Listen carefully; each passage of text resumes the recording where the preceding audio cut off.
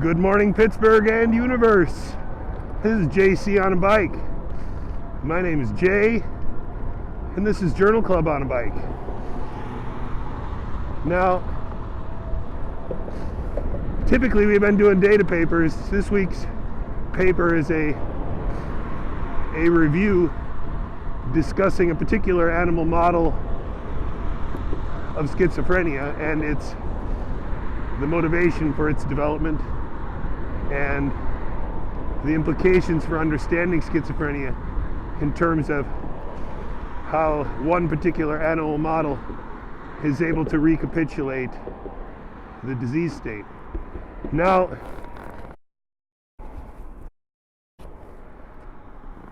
suffice it to say that there is no legitimate animal model of schizophrenia simply because schizophrenia is a uniquely human disease, and this paper admits that. But more importantly, I think the paper discusses schizophrenia in a general way and suggests some things in a general manner, but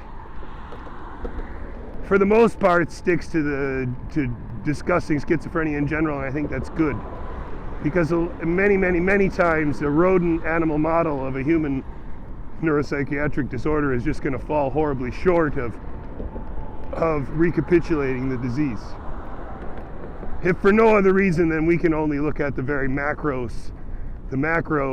phenotype, and we can't really ask the mouse things that we can ask a human patient, and we can't really see the beginnings of the disease in a mouse. We have to wait until the disease is quite gone and progressed. Now, the interesting thing in this paper is the animal model that they talk about recapitulates a lot of the things about the human disease, including the relatively late onset. It's not a young development thing in the MAM model, and they make a few other arguments as to why the MAM model is pretty cool.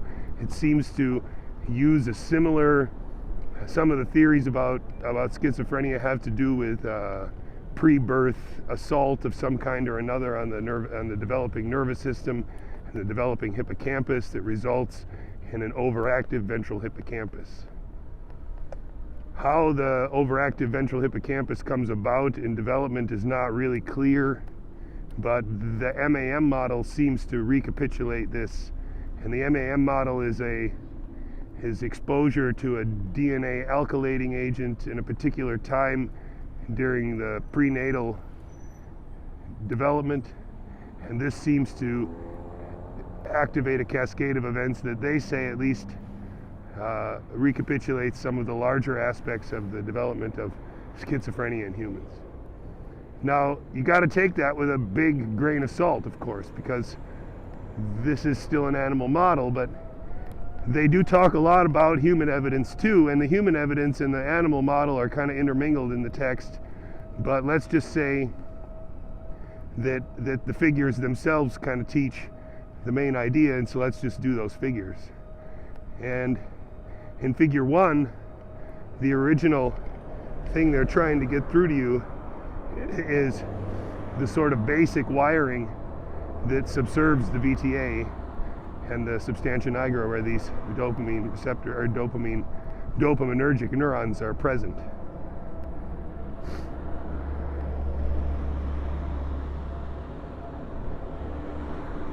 The ventral hippocampus, just for those people out there who care, as opposed to the dorsal hippocampus.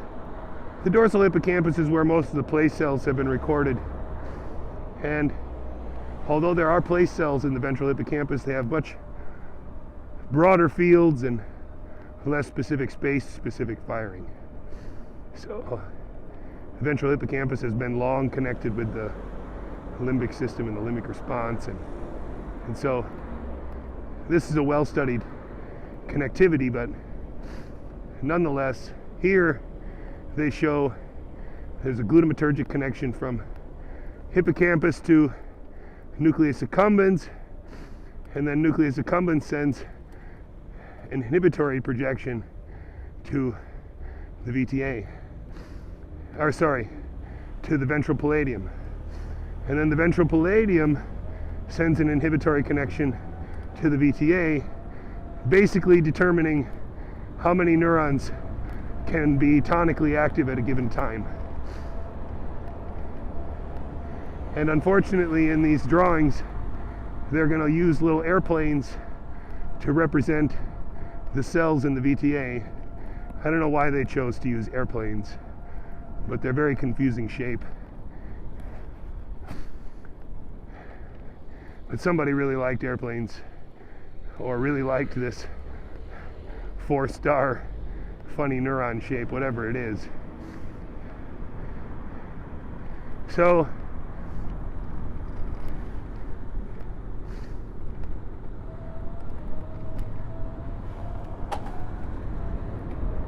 sorry about that.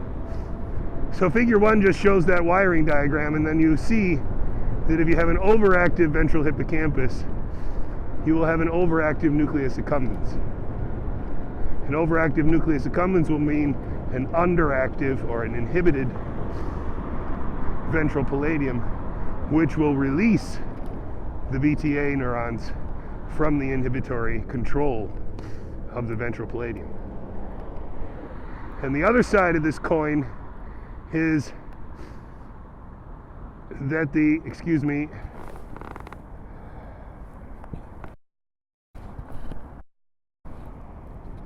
other side of this coin is that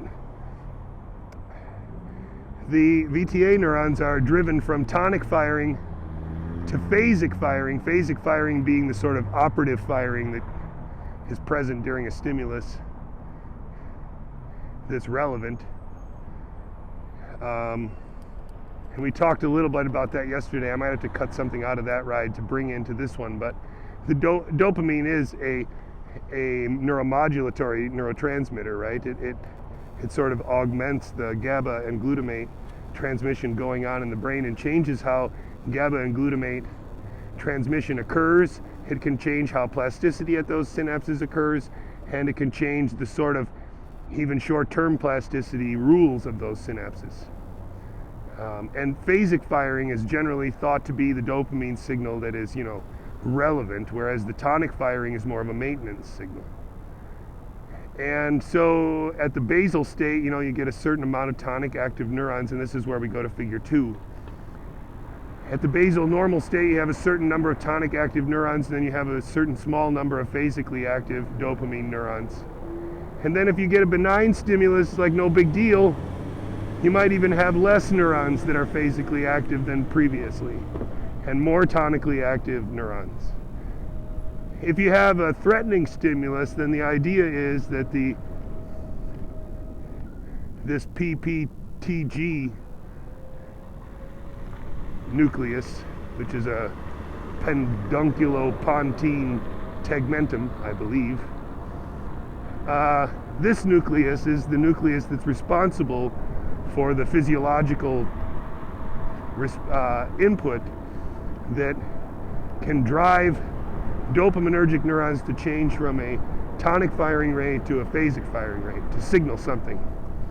And so in the third part of figure 2, you see the proportion of phasic firing neurons is increased and the proportion of tonically firing neurons is decreased. But critical to this understanding of how they think this circuit works, silent dopamine neurons in the VTA cannot be activated by the PPTG. Only tonically active neurons already activated, neurons already released from inhibition, from the palladial inhibition. Those are the only neurons that are available for the pedunculopontine tegmentum to act on. And then, so the idea is that in schizophrenia, you have a scenario where the overactive hippocampus drives then an overactive nucleus accumbens, which can inhibit the ventral palladium. And the inhibited ventral palladium means an abnormally number of tonically active dopamine neuron in the normal state, that rest state. and an abnormal number of phasic active neurons. Because one half of this sort of push-pull between the ventral pallidum and pedunculopontine tegmentum, this push-pull is now completely out of balance with only a push. And there you have it. So there's a few more cartoons in this paper which try to hit this home. And one of the cartoons that I find very interesting, and one of the statements that goes along with it or one of the discussions that goes along with it in the paper, is the idea that all of the current effective drugs that are prescribed for schizophrenia, all of those drugs are D2 inhibitors. So they acknowledge essentially that the pharmacology of dopamine is out of balance, and the way that they fix it is by blocking dopamine signaling. And the authors point out that this is actually, if the dysregulation of the ventral hippocampus is what starts it all, then all of the effective treatments right now are treatments that target 5 synapses or 4 synapses away from the root cause. And so that's an interesting argument to make. And it helps, I think, to understand this, because in the text they also break it down a bit further to say that there's a lot of evidence for parvalbumin interneurons and a lack of rhythm. This has also been known. They don't specifically state what it is, but those rhythms are gamma rhythms that are controlled by parvalbumin interneurons. And interestingly, perhaps, I'm on a couple of papers that have addressed some of these issues, one of which looked at the myelination of parvalbumin interneurons. Typically speaking, it's thought that myelination is only on excitatory axons, glutamatergic axons, but recent evidence, including some of mine, has shown that human and mouse fast spiking parvalbumin positive axons are indeed myelinated. And interestingly enough, the PhD student that I worked with has also shown that found correlations, and other people have found correlations between various proteins related to myelination, the total amount of myelination in postmortem brains. And so it's not a out of left field kind of idea that myelination and myelin protein are connected with schizophrenia and connected with rhythms, because if you think about gamma rhythms and how they're generated in the brain and who's governing them, and then tweaking the foundation of their function, say changing the percent of their axons that's myelinated, I'm not sure we've got the right model to quantify the effect that would have. Maybe it would be nothing. But if the myelination does nothing, then why have it there? And so that's one of the sort of interesting questions is now peaking, is myelination was originally, the main idea of myelination, when they teach it in general neuroscience, is that it helps with the speedy and efficient conduction of action potentials down the axon.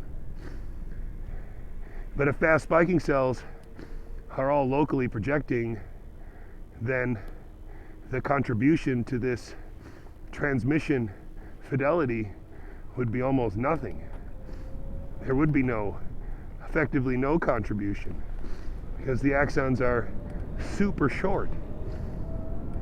So there has to be another role. If you think of it in a way, you must think there should be another role for these axons to be myelinated, and it isn't speed. It could be efficiency. Fast spiking cells fire a lot of action potentials, so it could be efficiency. But again, I think computational neuroscience needs to address this idea, because right now, although I can agree in theory with everything that's been put forth in this paper, I don't think they're making any disingenuous arguments. They have a sort of vested interest in understanding schizophrenia from a certain angle rather than schizophrenia as a whole. It's going to take a lot of evidence to convince these authors that it's not dopamine. The dopamine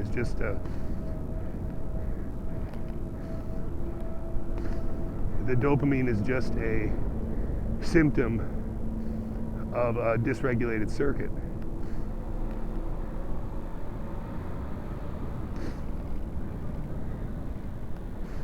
He's looking, right, or not? I don't know.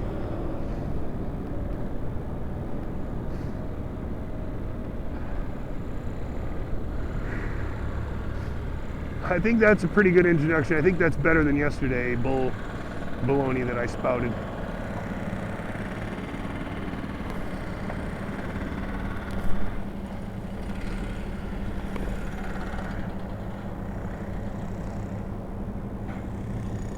You know, the thing is, I'm a patch clamp physiologist. I'm not a neuropsychiatrist or even somebody who studies that stuff. I read it casually because I'm interested in the brain in general, but schizophrenia is one of those multifactorial, manifestations of a certain dysfunction in the human brain that is so close to the target that it's hard for me to imagine we're going to get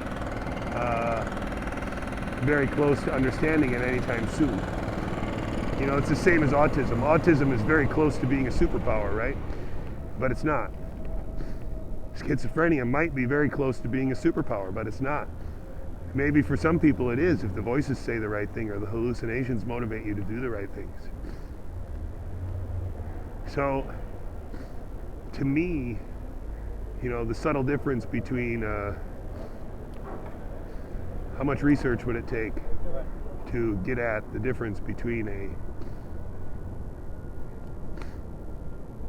Macintosh computer and a IBM computer when you can't plug them in, when most of the data is from when the computer's not running, when most of the data is from when the computer has already been taken into its parts or smashed with a hammer.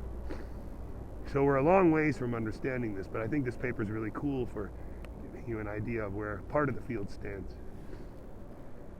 Thanks for listening, and see you next week.